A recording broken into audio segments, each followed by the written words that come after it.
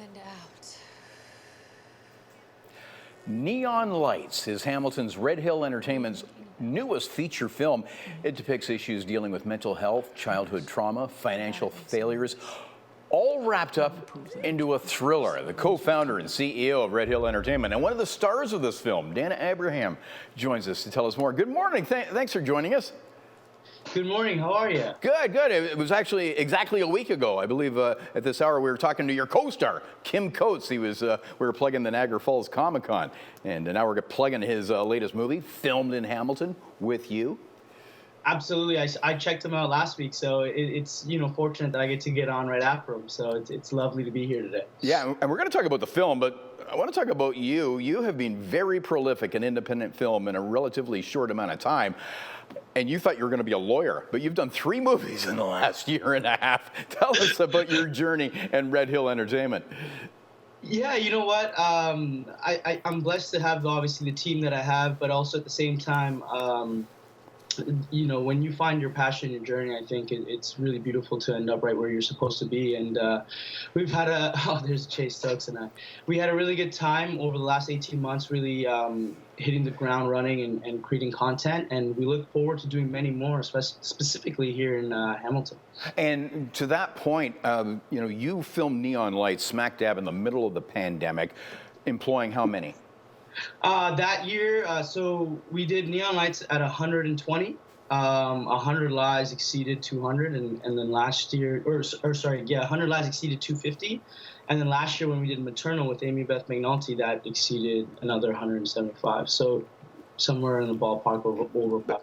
Yeah, but it's fantastic. Adding to the jobs in the film industry in Hamilton, it's amazing these days, binging shows and going, hey, that's Hamilton, that's Hamilton. And it's neat seeing how much production is being done here, and you're part of that picture. So let's talk about Neon Lights. Tell us the story and your role. So Neon Lights revolves around Clay Amani, a tech tycoon who's suffering from internal issues, all stemming from his childhood trauma in growing up in a foster home. So in order to rekindle the love and also heal, he goes on an off-grid location where he has to confront his siblings, and things go very awry when individuals start disappearing. So it was a film that we wanted to focus on, Roozbeh Haydari, the director, and myself, on mental health and healing.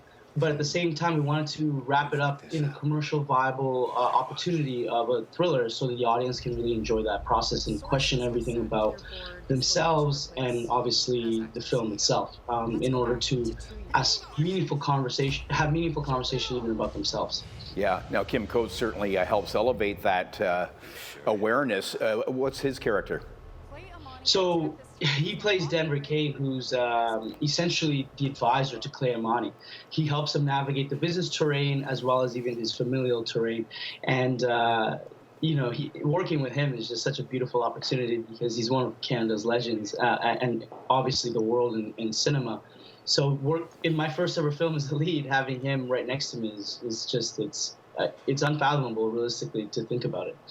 This touches so many social issues and conversations. Are these the kind of stories that draw you? Absolutely. I mean, at Red Hill Entertainment, our biggest modus operandi is to find projects that are telling the untold stories.